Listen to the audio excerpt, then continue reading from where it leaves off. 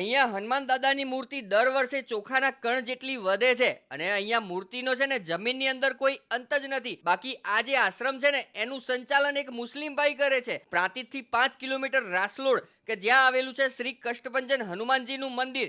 કહેવાય છે કે 80 વર્ષ પહેલા અહીંયા છે ને કોઈ કારણોસર જમીનનું લેવલિંગ કરતા હતા અને એ સમયે સ્વયંભૂ હનુમાનજીની મૂર્તિ અહીંયા પ્રગટ થઈ હતી. હનુમાન દાદા છે ને અહીંયા સાક્ષાત હાજરા હજુર છે એવા કેટલાય પરચા આપેલા છે અને સાચી શ્રદ્ધાથી તમે જે પણ કોઈ માનતા રાખો ને એ દાદા પૂરી કરે છે. બાકી અહીંયા છે ને એક મહંત હતા સિયારામ બાપા, જે છેલ્લા 20 વર્ષથી કોઈ પણ પ્રકારનું અનાજ નતા લેતા અને 124 વર્ષ સુધી જીવિત રહ્યા હતા. છેલ્લે 2023માં છે ને એમને દેવ દિવાળીના દિવસે દેહ ત્યાગ્યો હતો અને જે પણ કઈ વસ્તુ અહીંયા પહેરતા હતા કે ઉપયોગ કરતા હતા ને એ બધી જ વસ્તુનો અહીંયા સંગ્રહ રાખવામાં આવ્યો છે, તમે જોઈ શકો છો. બાકી સીતારામ બાપાની અંતિમ ઈચ્છા એવી હતી કે રહીશભાઈ કસબાતી કે એ અહીંયાના પ્રમુખ બને અને એ જ એમને અગ્નિદા પણ આપે. બાકી એવું પણ કહેવાય છે કે 10 વર્ષ પહેલા મંદિરનું રિનોવેશન કરવાનું હતું અને એ સમયે મૂર્તિની આસપાસ છે ને 5 ફૂટ સુધી ખોદાણ કર્યું પણ એનો કોઈ અંત ના આવ્યો અને અહીંયા દર શનિવારે છે ને મારુતિ યજ્ઞ કાળા તલના હવન થાય છે અને અહીંયા છે ને એ દિવસે હજારોની સંખ્યામાં ભક્તો આવે છે અને પ્રસાદીનો લાભ લે છે